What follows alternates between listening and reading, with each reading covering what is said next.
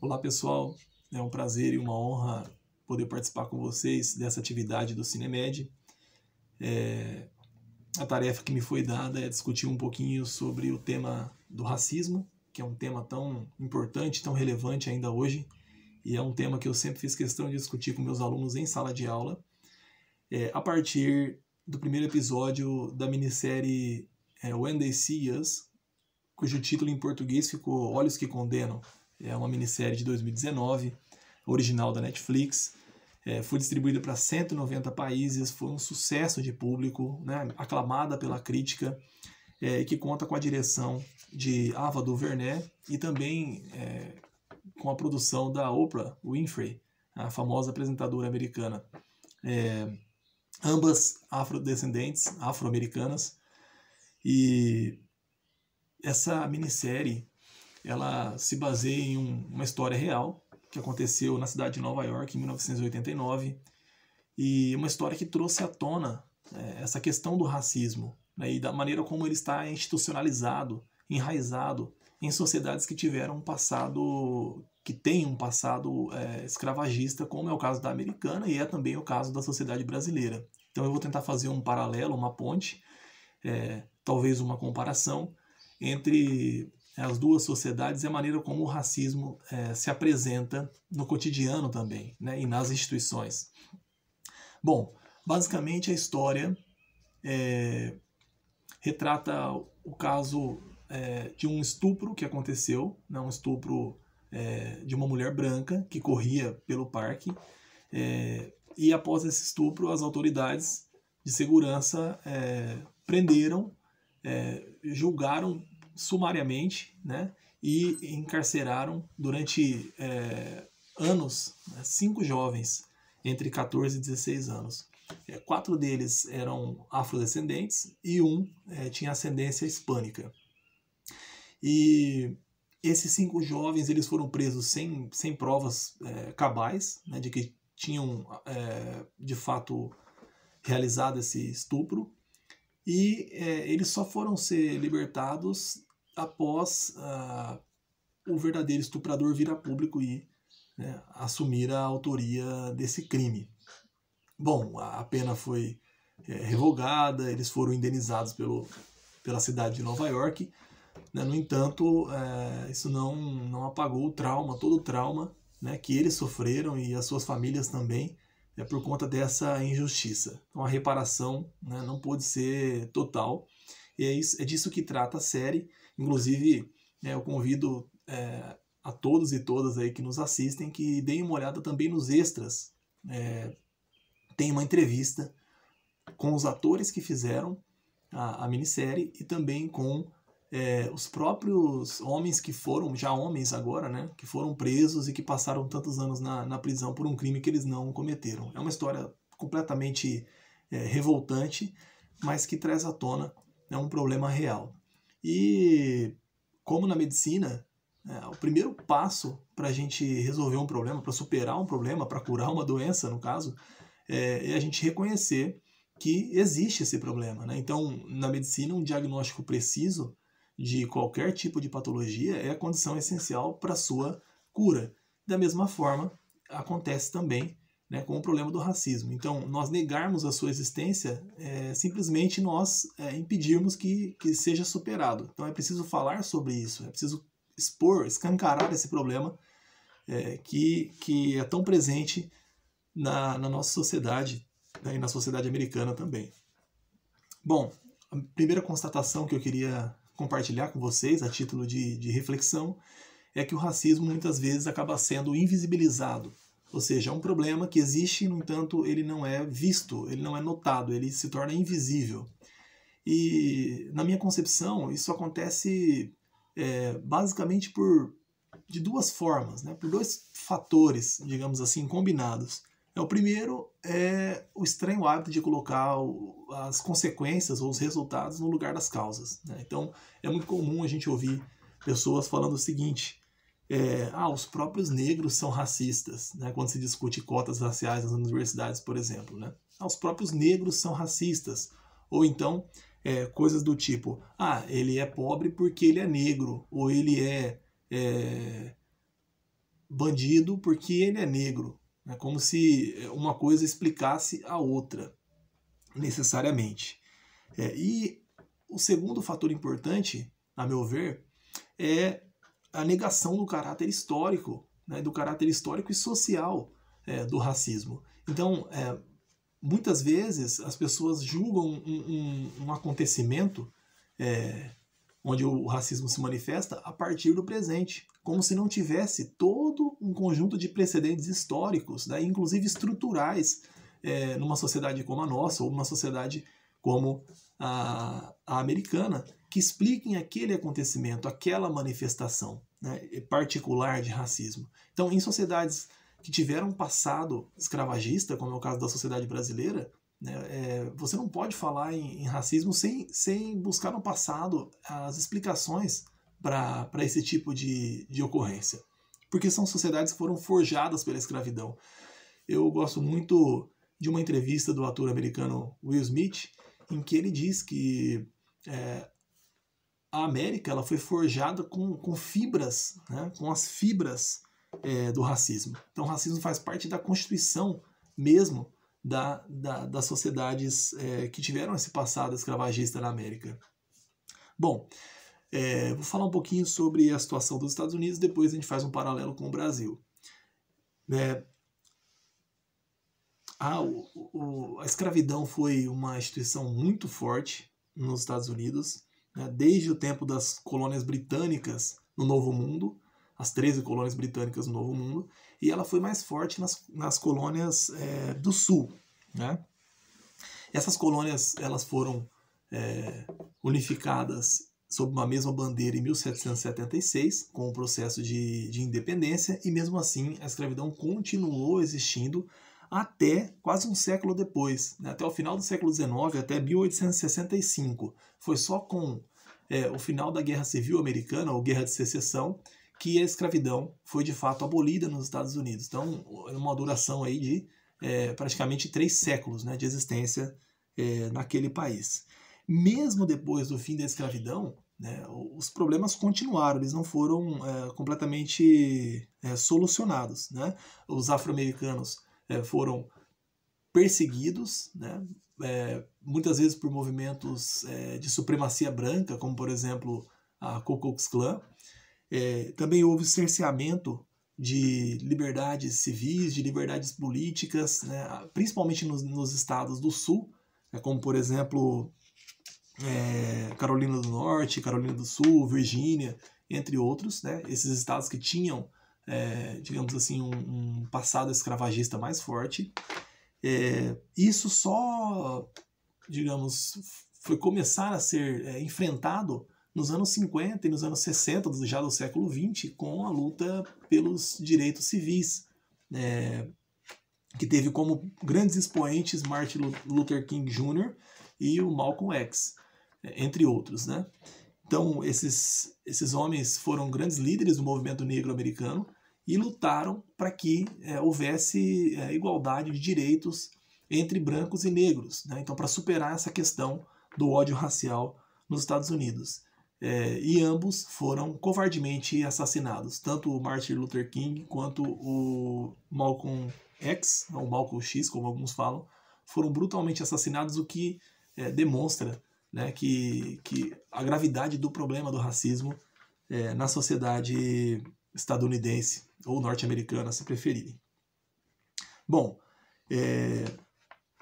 no entanto, por mais avanços que de fato esse movimento, né, a luta pelos direitos civis, tenha obtido, a gente vê que ele não foi capaz de resolver o problema por completo, né, como nós vimos na série. Então, o que nós vemos na série é todo um teatro, né, mas parece uma armadilha em que os negros afrodescendentes são simplesmente, né, encarcerados de maneira injusta, sumária, como se fossem culpados já de antemão pela cor da pele. E nos últimos anos, os casos de violência policial, de encarceramento, de discriminação, eles têm inclusive crescido nos Estados Unidos. A gente vê isso muito claramente. Inclusive a ascensão a reascensão de grupos de supremacia branca, né? É um fenômeno contemporâneo nos Estados Unidos. Ele encontra ressonância, inclusive, na eleição do Donald Trump à presidência da República. Vocês devem ter notado que o Trump foi alguém, né, que ajudou a mobilizar a opinião pública contra esses jovens lá em 1989, né, um magnata nova-iorquino, que colocou inclusive um cartaz, né, conclamando as pessoas a apoiarem a pena de morte, né, para casos como esse, sem mesmo ter esperado o julgamento acontecer e de fato, né, haver a condenação. E mesmo após a condenação nós vimos uma condenação completamente injusta desses jovens. Bom, paralelamente, né, acontece também, junto com a ascensão desses grupos, uma luta pela defesa dos direitos dos negros, né, da igualdade racial nos Estados Unidos. Muitas denúncias têm acontecido e também movimentos têm se organizado, como por exemplo o movimento Black Lives Matter, que é um movimento que luta justamente para a reversão dessa situação. Bom, eu queria apresentar para vocês alguns dados. Esses dados são facilmente acessáveis pela internet, podem ser conferidos, mas eu acho que é importante a gente mencioná-los porque eles ajudam a entender um pouco, né, sobre como o racismo ele é uma questão estrutural na sociedade americana. Então, homens negros nos Estados Unidos têm 6 vezes mais chances de ser presos. Os negros somam apenas 13% da população absoluta, da população em geral. No entanto, são 37% dos encarcerados nos Estados Unidos. Em média, os negros vivem 5 anos a menos que os brancos naquele país, ou seja, a expectativa de vida dos negros é muito menor que a expectativa de vida dos brancos. E, por fim, as mulheres têm 3 vezes mais chance de morrer por complicações decorrentes da gravidez ou do parto, o que demonstra também, né, uma forma diferencial de acesso ao serviço de saúde pública e privada nos Estados Unidos. Bom, no Brasil, nós vemos que, antes de tudo, né, o Brasil foi o último país das Américas do Norte, Central e do Sul, né, do continente americano, a abolir a escravidão em 1888. O Brasil, durante praticamente 350 anos, 3 séculos e meio, recebeu milhões de escravos negros, né, foi a maior diáspora humana de todos os tempos. Os historiadores falam, segundo os levantamentos mais recentes, em 5 milhões de escravos que vieram da África para o Brasil, né, que aportaram no Brasil. Boa parte deles acabou morrendo nesse trajeto por conta das péssimas condições de viagem. E a abolição também não resolveu o problema, né? Foi como se tivesse jogado para baixo do tapete um problema social gravíssimo no Brasil. Ela não pôs um ponto final no racismo. Porque após a libertação dos escravos, eles foram simplesmente escanteados, né? Sem terra, sem renda, sem trabalho, entregues à própria sorte e excluídos já, né, sumariamente, sem nenhum tipo de possibilidade de inclusão nessa sociedade livre que estava nascendo. Foi apenas com a Constituição Federal de 1988, portanto, né, um século depois, que o tema do racismo passou a ser pautado juridicamente, né? Então a Constituição, ela, por exemplo, ela tornou o racismo propriamente dito e a injúria racial crimes, né? Crimes inafiançáveis. Ela também trouxe outras novidades, né? Como, por exemplo, o reconhecimento dos direitos de acesso às terras tradicionais das comunidades quilombolas, remanescentes de quilombos, espalhadas pelo Brasil inteiro, e a possibilidade de demarcação dessas terras, portanto, né?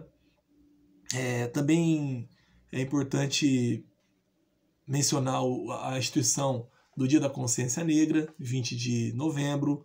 É importante também mencionar a inclusão do ensino de História da África no currículo do ensino básico, a política de cotas raciais. Então, todos esses avanços vieram após a Constituição de 88, ou na própria Constituição, ou após a Constituição de 88. Então, para a gente ver como é algo recente, né, das últimas 3 décadas, esse reconhecimento dos direitos dos afrodescendentes no Brasil. Claro que o Estado não dá nada de mão beijada, né? Isso foi o resultado de lutas históricas travadas, né, pelo movimento negro também no Brasil, para que isso fosse reconhecido, que pudesse entrar na Constituição de 88, né, e nas medidas posteriores. Mas nós ainda estamos muito, muito longe de termos uma igualdade de condições entre brancos e negros no Brasil. E aí eu vou recorrer aos dados novamente. Todos esses dados são facilmente acessáveis, são públicos. A maioria deles são do IBGE, na Pesquisa Nacional de Amostragem Domiciliar, a PNAD. E basta colocar no Google mesmo, desigualdade entre brancos e negros no Brasil, eles vão aparecer. Bom, vejam, os negros são maioria na população brasileira. Então, em termos percentuais, os pretos e pardos, segundo a tipologia do IBGE, né, pretos e pardos, eles somos 56,1% da população brasileira. Então, mais da metade da população está incluída nessas 2 categorias que são, né, o que nós chamamos de negro no Brasil. No entanto, eles são apenas 24,4% dos deputados federais, né, na Câmara. 28,9% dos deputados estaduais no Brasil são negros, apenas. 15% dos magistrados, e aí é importante mencionar também que até hoje na história do Brasil apenas 3 negros chegaram ao Supremo Tribunal Federal, né? 3 negros em toda a história do Brasil. Apenas 4,7% dos executivos e 6,3% dos gerentes das 500 maiores empresas no Brasil são negros. Então, nós estamos vendo aqui o quê? Embora eles sejam a maioria da população, eles são minoria nos cargos de maior reconhecimento social e remuneração. Né? Da mesma forma que também na representação política, como nós vimos lá no Congresso, né, nas assembleias legislativas estaduais também. Por outro lado, eles somam 2/3 dos desocupados e subempregados no Brasil. Então, de toda a massa de desocupados, desempregados, subempregados no Brasil, 2/3 são negros. Metade dos ocupados entre os negros são trabalhadores informais, então a informalidade abrange metade de todos os ocupados, não necessariamente, né, então, empregados no Brasil, enquanto entre os brancos esse percentual chega a apenas 34%. Os negros são 75,5% de todas as pessoas que são assassinadas no Brasil. Esse dado é do Atlas da Violência. A chance de um jovem negro ser assassinada é 2,5 vezes maior que a de um jovem branco. Negros são 62% de todos os presidiários, os encarcerados no Brasil, enquanto brancos somam 35%. E aí, se a gente cruza esses dados com outras variáveis, eles pioram muito, né? Porque, por exemplo, se eu penso em uma mulher negra, né, então a remuneração, a representatividade cai ainda abaixo disso que eu estou mencionando. Né? Por exemplo, uma mulher negra no Brasil ela recebe 44%, o equivalente a 44% do que um homem branco recebe. Então vejam que esses cruzamentos eles pioram ainda mais a situação. Né? Então, fora tantas outras manifestações cotidianas, né, do racismo estrutural sobre o qual eu estou falando com vocês. Por exemplo, se você olha nas universidades públicas, nos cursos mais concorridos, nas escolas particulares, nas melhores escolas, a quantidade de pessoas negras é muito pequena. Eu falo isso por experiência própria. Né? São poucos os alunos negros que estão nesses colégios. Tem alguns? Tem, claro que tem. Né? No entanto, se a gente pegar em termos né, estatísticos, né, são pontos fora da curva, podemos dizer assim. Então, nós percebemos que, tanto nos Estados Unidos quanto no Brasil, existe um cruzamento aí perverso entre desigualdade social e cor da pele. Não podemos nem falar em raça, né, porque, na verdade, a própria ideia de raça ela já foi não só questionada, como superada pela ciência. Não existem raças humanas. Existem diferentes fenótipos, mas raças não. A raça é uma só, né? Somos uma mesma espécie, Homo sapiens sapiens. Então nem se pode falar em raça hoje em dia.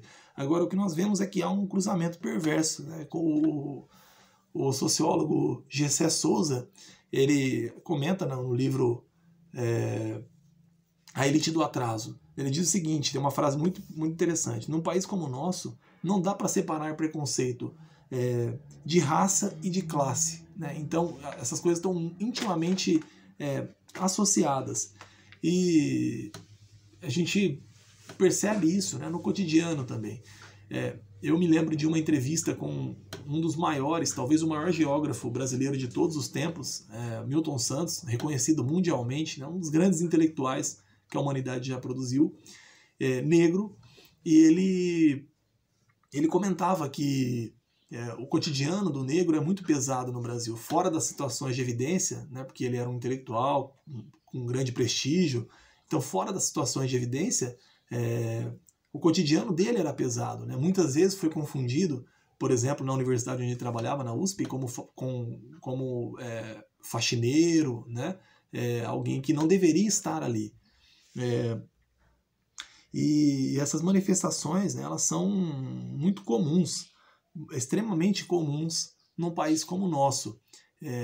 Eu deixaria para vocês a tarefa, né, para quem quiser realmente entender esse problema, de perguntar a alguém que é negro, né, se em algum momento da vida passou por algum tipo de discriminação, né, percebeu algum tipo de discriminação ou de racismo.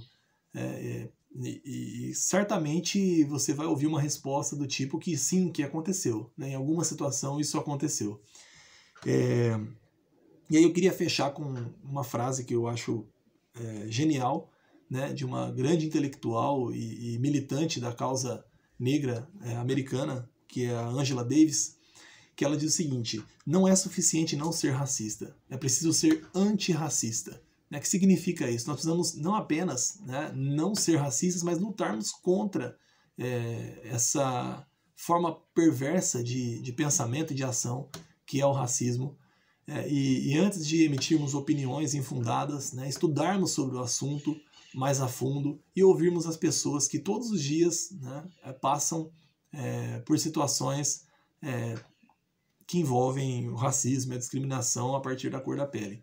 Pessoal, era isso que eu tinha a dizer. Uma pena que não tenhamos conseguido fazer ao vivo, né, essa conversa, mas reitero que foi uma satisfação estar com vocês hoje e espero que tenha contribuído aí com o debate. Um grande abraço a todos.